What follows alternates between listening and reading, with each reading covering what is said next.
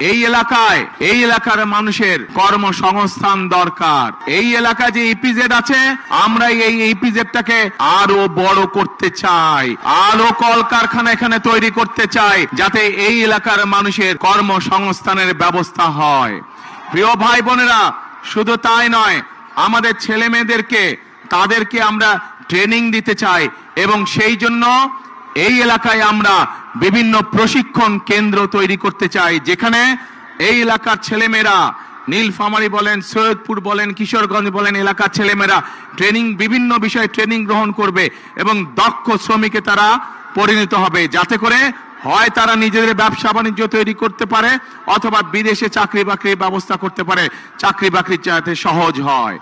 এখন প্রিয় ভাই বোনেরা, শুধু তাই নয়, নিশ্চয়ই আপনারা শুনেছেন যে 12 তারিখে নির্বাচনে ইনশাল্লাহ বিএনপি সরকার গঠন করলে, ধানের শীষ জয়যুক্ত হলে, আমরা এই দেশের মা বোনদেরকে, এই দেশের গৃহিণীদেরকে আমরা অর্থনৈতিকভাবে স্বাবলম্বী করে তুলতে চাই। কিভাবে?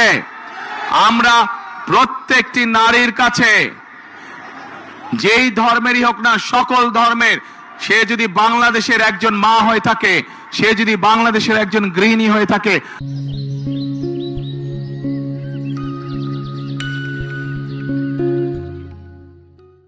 আমরা তার কাছে ফ্যামিলি কার্ড পৌঁছে দিতে চাই, যেই ফ্যামিলি কার্ডের মাধ্যমে প্রত্যেকটি খেটে খাওয়া প্রত্যেকটি পরিবারের মা প্রতি মাসে সরকারের পক্ষ থেকে একটি সহযোগিতা পাবে।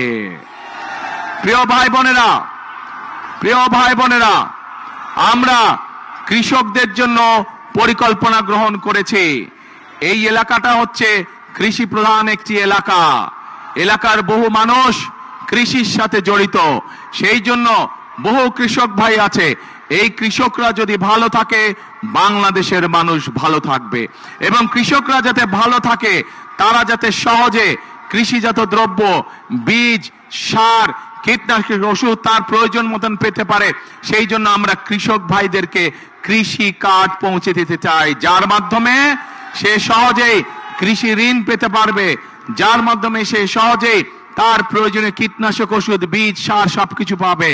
শুধু তাই নয় প্রিয় ভাই বোনেরা, আমরা সিদ্ধান্ত গ্রহণ করেছি 12 তারিখে আপনাদের ভোটে ইনশাল্লাহ আল্লাহর রহমতে বিএনপি সরকার গঠন করলে আমরা সারা বাংলাদেশে, নীলফামারীতে অবশ্যই সারা বাংলাদেশে কৃষকদের 10,000 টাকা পর্যন্ত কৃষি লোন সুদ সহ আমরা মওকুফ করব ইনশাল্লাহ।